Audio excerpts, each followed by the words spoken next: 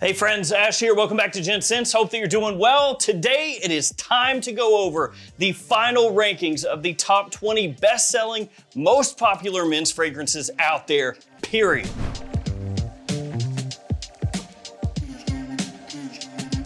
These are the ones that everyone is buying, that everybody is wearing, and these are the final sales rankings for last year, from January till the end of December. Now, I did a three-part series of videos where I went over the best-selling fragrances of last year, but that was only through the third quarter because the last quarter sales had not come in yet, and it did make a big difference with a lot of scents. So we're gonna go over that top 20 in today's video, and I'm gonna also share with you guys whether the fragrances went up or down year over year and by how much. That way you can tell whether a fragrance is getting more popular or less popular. I'll have all of these linked in the description below from 20 to 1, so if you want to check them out, they'll be down there. Also, here are some codes you can use to save money at a bunch of different websites. Gents Scents will get you 10% off at theperfumebox.com, which has a ton of different fragrances there, including designers and a bunch of clones as well that are hard to find other places. Then of course there's GS11 for 11% off at fragplex.com, which is a big discounter. And then one of the other newest codes, Gents, will get you 10% off at bestbrandsperfume.com, as well as the typical codes that you can use at Twisted Lily, Max Aroma, and more. Let's get things kicked off with number 20, which is Versace Man Eau Fraiche. This fragrance continues to be extremely popular year after year after year because this is maybe not a scent that a lot of people would see and immediately think of as a top 20 most popular men's fragrance on the market, but it is. This one went up in terms of sales year over year by 5%. So 5% more this year, or in 2023 rather, than in 2022. And one other thing to clarify there, I am talking about year over year increase or decrease in terms of sales, not in terms of market share. The percentages that I gave in the three-part series, I believe were the percentage changes in market share. I'm simplifying it now and just giving you year over year sales. As you would expect from the name and the look of the bottle, very fresh, has a tropical scent profile to it, very easy to wear, great for summertime, and very popular at number 20. But not as popular as what is at number 19, which is Polo Red. This one had an increase year over year of 19%. So pretty big jump there. Now, one thing that I need to make clear right here at the beginning, and I've talked about this in the other videos of this style that I've done, is how they calculate these sales. If there are multiple fragrances in a line and the only thing that changes is the concentration, then that is considered one spot. So as an example, Dior Sauvage has Eau de Toilette, Eau de Parfum, Parfum. That is all considered Dior Sauvage. Dior Sauvage Elixir is considered its own separate thing. Another example, Valentino Uomo Born in Roma, that's an entry. Born in Roma Intense is a separate entry. But if there was Born in Roma Eau de Parfum and the only thing that changed was the concentration, that would be considered also Born in Roma, and both of those fragrances would go in toward the sales numbers of that name. So hopefully that makes sense. It's kind of goofy, it's semantics, but that's how they do it. So Polo Red, number 19. Let's keep it moving to 18, which is Lunar Rosa Ocean from Prada. They have a new one that has just come out, just became available at retailers in the US at Dillard's and Ulta, I think were the first places it popped up. And this one had an increase year over year of 49%. So pretty solid jump, and a good amount of that is gonna be because of the new Eau de Parfum, or new at the time Eau de Parfum. So as I just said, there is a new Lunar Rosa that has just come out as of when I'm filming this video, and it makes sense because Prada Lunar Rosa Ocean at number 18 is Prada's best-selling men's fragrance. And you can see that they're basically going where the money is for them. They're like, oh, Lunar Rosa Ocean, that's our bestseller? Okay, well, how about we do a new flanker? And then after that, how about we do another new flanker? So while a lot of people out there might go, oh, Prada L'Homme is better, L'Homme Intense was better, Lunar Rosa Carbon better, Lunar Rosa Black better, whatever. A lot of people may have those thoughts. And some of those fragrances I personally do like more than Lunar Rosa Ocean. But as far as numbers go, and numbers don't lie, this is what's most popular. this is what they're making and making more of. That said though, Lunar Rosa Ocean is a really nice blue fragrance. It's got a nice classy edge to it like you would expect from a Prada. Super easy to wear, big compliment puller. Number 17 is Acqua di Gio's Profundo, which they also have released a new iteration of, and also a new flanker. So they have the new Eau de Parfum with the different bottle style, and then they also have the Parfum version coming out here soon. And this one year over year dipped a little bit, went down 6%. So not an astronomical drop, but still 6%, I'm sure not anything anybody wants to look at when they're looking at sales numbers as big as these have. I love Acqua di Gio Profundo. It is my favorite in the Acqua di Gio line. Again, this may be one that some people look at and they go, only 16, you would think higher, but no, that's where this one slots in. Really nice green, minerally fresh take on Acqua di Gio. 16 is Ralph Lauren, once again, Polo Blue. Yes, Polo Blue outselling Polo Red, outselling Ralph's Club. And year over year, did this one increase or decrease? Neither, actually, neither. It was flat, flat, like flat. 0% change. So obviously not exactly 0%, but when rounding gets in there, it rounds to 0. So yeah, out of every fragrance in the top 40, Polo Blue was the flattest year over year in terms of change, which means I guess that Polo Blue is immortal. I don't know. It's just always going to be there. For me, I actually like Polo Red more than Polo Blue if we're talking about the originals, but Polo Blue does have a lot of flankers. It has really fleshed out the line. And while most of those flankers are not included toward the sales of this one, again, you're just looking at Eau de Toilette, Eau de Parfum, Parfum. That's pretty much it. If the concentration changes, but the name stays the same, it counts toward that name. Otherwise, it does not. This sells like crazy. Actually, don't overly like the Eau de Toilette, but a lot of you out there do. Number 15, Coach for Men. Just the OG Coach here, still making money. This one came out in 2017, I believe, and 12% increase year over year. So super popular and continues to grow in popularity. Now, I've talked about this fragrance a bunch. A lot of people have talked about this fragrance. It makes sense as to why it would be getting more popular, more people wearing it, because it doesn't cost that much. Even at full retail, this is not that expensive. Presentation looks nice, so you're not getting something that looks cheap that you might, look at and go, I don't know. No, this looks nice. This is the type of bottle you could put on display, and you're not gonna have a second thought about it. The fragrance itself is a compliment puller, super versatile, year-round, daytime, nighttime, doesn't really matter. It's gonna give you those blue fragrance vibes. Like I said though, at a lower point of entry, and a name that everyone knows, Coach. Number 14, Born in Roma, just the original Born in Roma, and this one had a big increase year over year. It's not a new fragrance, obviously. It's got a lot of different flankers that have come out now, but it still is shooting up in terms of popularity. How much? 29%.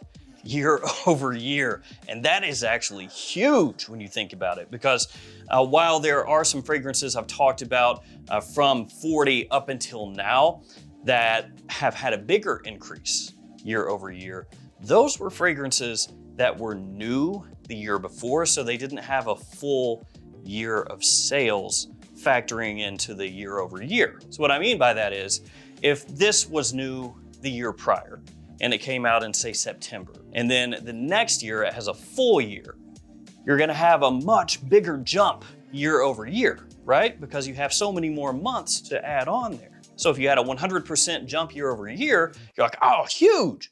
Oh, but it came out really late the year before. That's why. This one's been out. So a 29% jump is big. And that means this is very popular and is gaining a lot of popularity. Kind of similar to Invictus in ways, but with more minerality, not quite as sweet. It's also spun off some fantastic flankers. Coral Fantasy, my absolute favorite one, Born in Roma, Uomo Intense, and also Yellow Dream is not too shabby, though Coral Fantasy and Intense are better, I think. 13, the only niche fragrance in the top 20, Aventus. Yeah, big Aventus. What a surprise. Year over year though, a slight decline. in popularity and sales, 4% down. And this is easily the most expensive fragrance here when you're talking retail. It is just astronomically expensive compared to everything else we're gonna talk about. So in terms of volume, this is not a top 40 bestseller. In terms of value, it's top 20 because they don't really need to sell as many bottles of this stuff because they're selling it for like 4 or 5 times what everything else costs. Of course, everybody knows Creed Aventus at this point. The pineapple, the birch, the fruit, the smoke, everyone knows. And also there are insane numbers of cheap clones and alternatives of this one if you didn't want to pay that increased price.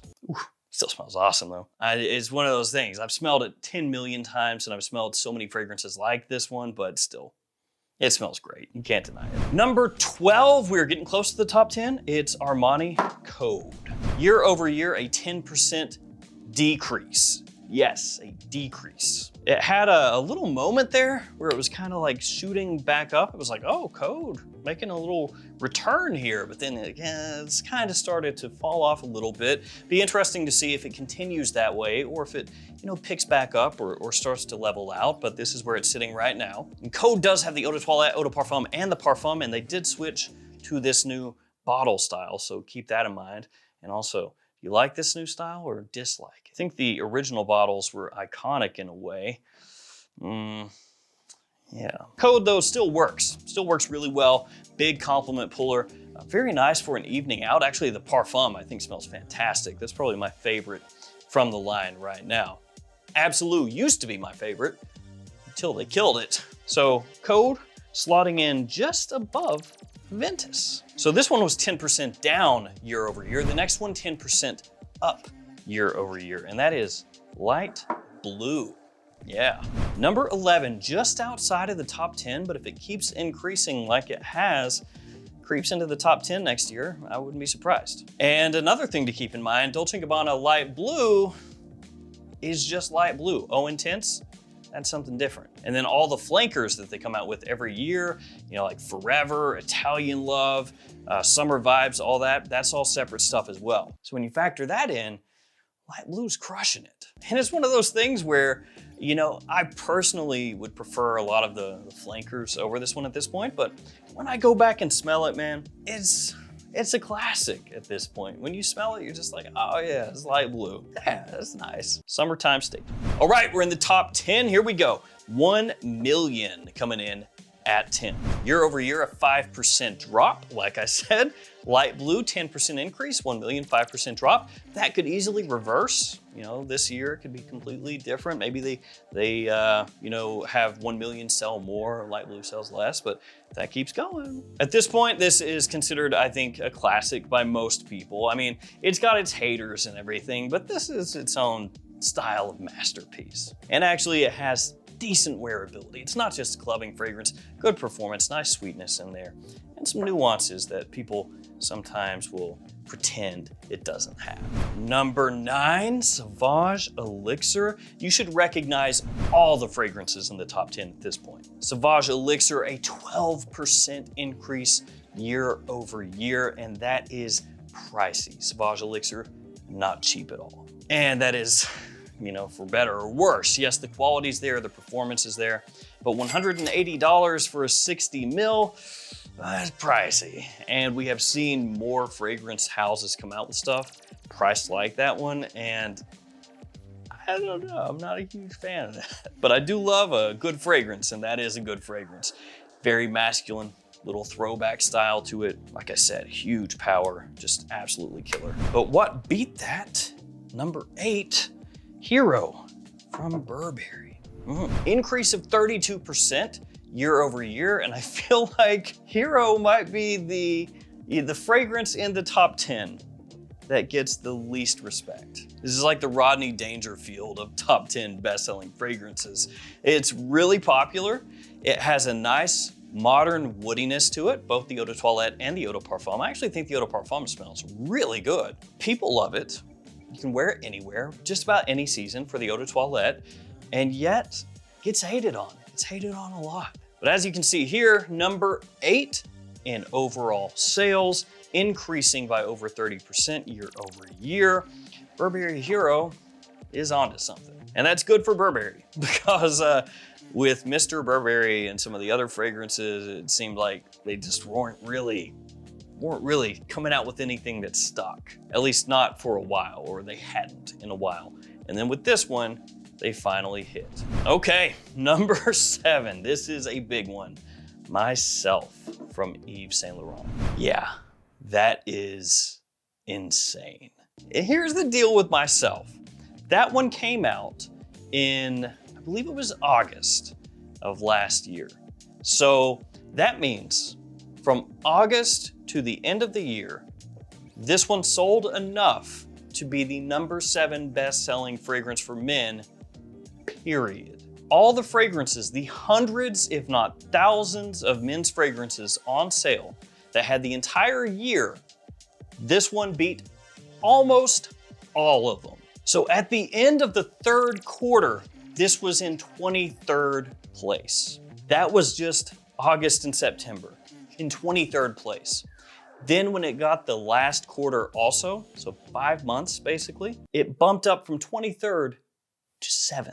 Now, obviously the floor could fall out, right? It could just trap door and just nobody buys it anymore for some reason. But looking at those numbers, I think that this year, this thing is probably gonna be a top 5 bestseller, if not top 3. So basically what you have here is a fragrance that launched actually toward the latter half of the year, crushed almost everything, and is outselling basically everything. Because you also have to take into account, Myself has no flankers at this point. It's just Myself. So the sales for this are going up against other lines that do have an eau de toilette, eau de parfum, and a parfum sometimes. So you got like 3 fragrances in there versus 1. So as I've said before, Myself, it's gonna catch some hate, but my God, do people absolutely love it. And if you are looking for a modern, clean, easy wearing fragrance